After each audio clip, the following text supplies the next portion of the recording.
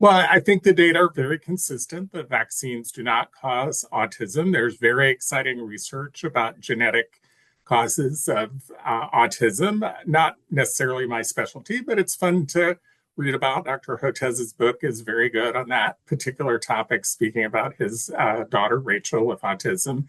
There, for obstetricians and midwives and family physicians, there are publications that are 5-year follow-up of children exposed to influenza vaccine in utero or exposed to pertussis containing vaccines in utero. And not surprisingly, there's no neurodevelopmental changes in those newborns because the vaccine doesn't cross the placenta. And so you'd expect normal outcomes.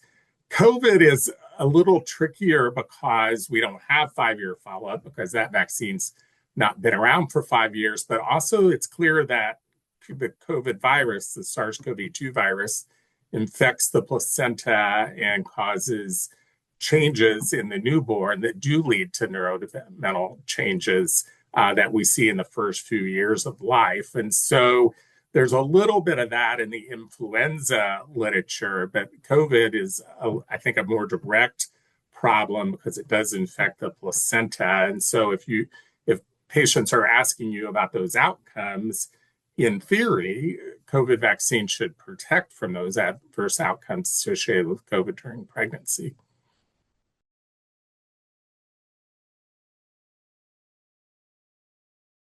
I think there are probably two things that I would add on here at the beginning of 2026.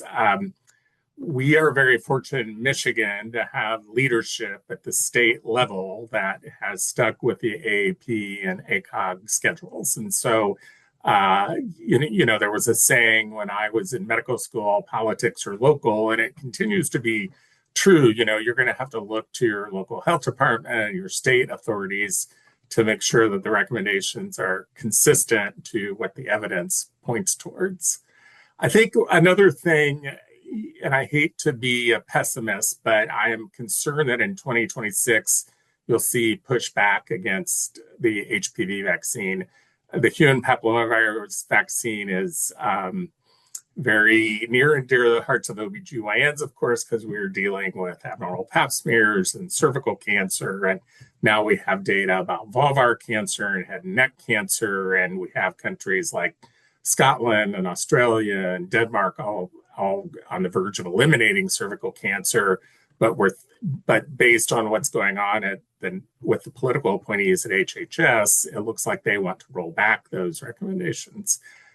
So there was a group at ACIP looking at the issues around HPV vaccination, and they were all fired. So I'm not exactly sure where that's going to go, but I have concerns at the highest level that we need to continue to advocate for the HPV vaccine.